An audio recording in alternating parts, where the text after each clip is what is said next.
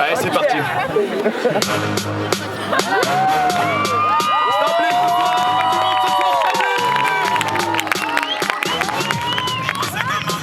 Yellow, dis-moi c'est comment, harmonisation, dis-moi c'est comment, c'est le flow. Vol de star ce soir, du monde, vol de star. Arrête de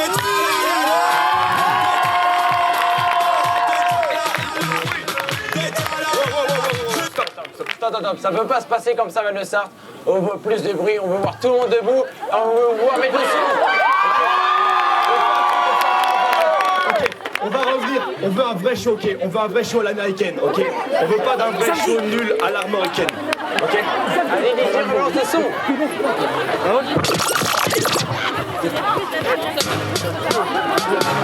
À poil! Sablé, je veux pas de bruit, je veux un bordel incroyable, Sablé, s'il vous plaît. Avec nous, faites du bruit ce soir!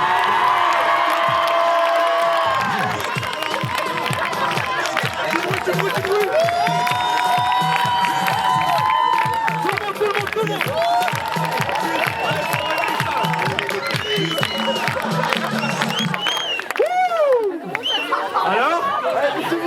Ça fait quoi de nous voir en vrai? Je suis sûr, il y a la moitié de la salle qui se demande. Mais c'est qui ces deux berlots? Je me présente pour ceux qui ne connaissent pas, moi je m'appelle Vic. Et moi, c'est Léo. Ça fait 5 ans qu'on est au lycée et le lycée c'est merveilleux. Et au lycée, il y a plusieurs moments clés dans une année. Tout d'abord, il y a la rentrée. Et à la rentrée, il y a toujours ce mec qui arrive avec un quart d'heure de retard, des mains en le cassant, qui te regarde et qui te dit Tu sais à quelle heure on termine? Vous les filles, quand vous arrivez au lycée, vous avez qu'un seul objectif. Obtenir le plus de bonnes notes possible. Alors que nous, les gars, quand on arrive au lycée, on n'a qu'un seul objectif. Obtenir le plus de bonnes meufs possible. Quelques semaines après la rentrée, arrivent les premiers problèmes. La tension. La pression. La vexation. La question. La tentation. La fellation. Mais oui, vous avez bien entendu. Et là arrive le moment le plus délicat de ton année, pour nous les élèves. La réunion parents-prof. Et le pire pour nous, c'est qu'on a l'impression que les profs, mais ils attendent seulement avec impatience pour pouvoir te recadrer. Mais derrière le prof, ce qu'il sait pas, c'est que tu vas être privé de PS4 et que tu n'auras plus de vie sociale pendant 4 mois. Et oui, et toi t'es avec tes parents et t'es pas bien. Et tu sais que tu leur as mis toi depuis 6 mois. Et que c'est pas Karim qui a pissé la poubelle de la classe. Par applaudissement ce soir, est-ce qu'il y a des filles dans la salle? Est-ce qu'il y a des filles qui montent à cheval plus précisément? Vous nous faites chier clairement. On s'est promené un peu du côté des écuries tout à l'heure. On a remarqué plusieurs choses étranges. On a remarqué plusieurs choses étranges. Déjà, on a constaté qu'il y a 90% de filles qui montent à cheval et seulement 10% d'hommes. Du coup, on s'est mis au cheval. Mais on s'est vite rendu compte que cette relation ne peut pas fonctionner entre nous et l'animal parce que... Ça fait mal. Du coup, on a une question pour vous ce soir, messieurs dans la salle qui montent à cheval. Ouais, c'est quoi votre secret? Vous les laissez à la sellerie ou ça se passe comment?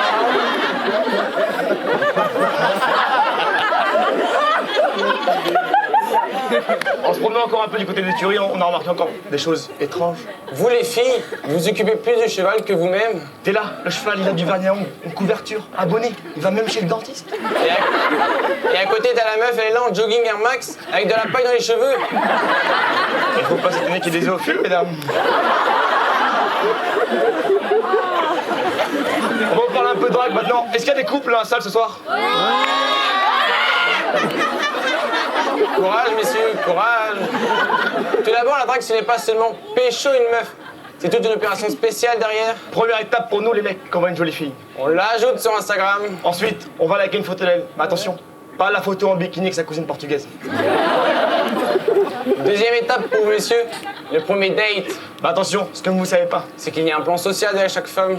et que derrière chaque femme, il a ses copines. Et que pendant le date, elles sont toutes dans un camion avec des oreillettes en train de lui donner des petits conseils.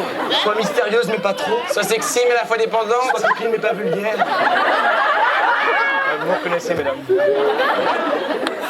On avait un copain qui avait un date au restaurant avec une charmante fille récemment. Il était un peu stressé, alors nous, on lui a donné un petit conseil pour qu'il la surprenne. Et comme un imbécile, il nous a écoutés. Alors on lui a dit, écoute mon grand, si tu veux la surprendre, laisse-la payer.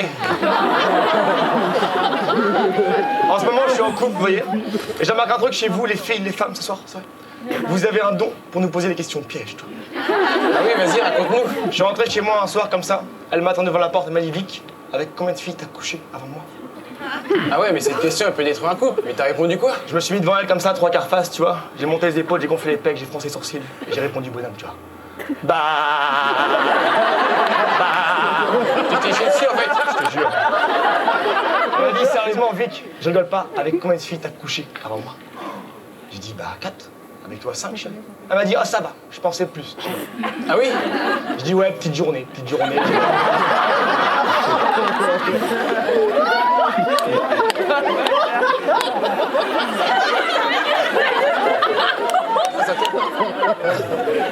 Vous trouvez pas que 2020, pour vous les célibataires, c'est encore plus compliqué pour pécho? C'est vrai que les bars, les restaurants et les discothèques sont fermés. Alors finalement, la seule chose qui vous reste, c'est les sites De rencontres, Ça va sûrement vous permettre de vous vider. l'esprit. Et les trucs aussi qui nous ont choqués pendant le premier confinement. J'ai vu ma mère courir pour la première fois. J'ai vu mon père étendre le linge pour la première fois. J'ai vu mon frère en avoir marre de jouer à la console. J'ai aussi vu qu'il y avait un chien dans la maison. J'ai vu ma sœur me parler pour la première fois. Truc de fou. Vous trouvez pas qu'avec 2020, le Covid, tout ce qui nous arrive avec la conjoncture, c'est un peu comme un rêve chelou, tu vois? T'es dans ton rêve, tranquille, dans un supermarché en train de parler avec un ours polaire. Et là, il y a ton grand-père qui arrive, il vient de parler, tu sais pas pourquoi. Et bah 2020 avec le Covid, c'est un peu pareil, tu vois. T'es dans ton rêve, t'es tranquille. Et là, on me dit qu'il y a un Chinois qui a bouffé un pangolin ou une chauve-souris, je sais pas. Un pangolin. Je te jure. Après, je vois les gens marcher dans la rue avec des masques chirurgicaux. Ils se mettaient du lubrifiant sur les mains toutes les 4 heures. Oui, c'est ça, et le président, il a dit qu'on était en guerre aussi. J'ai vraiment su qu'on était en guerre lorsque mon père partait faire les courses avec un masque, des gants, qui me regardaient et qui me disaient... Écoute, mon fils, prends soin de ta mère. À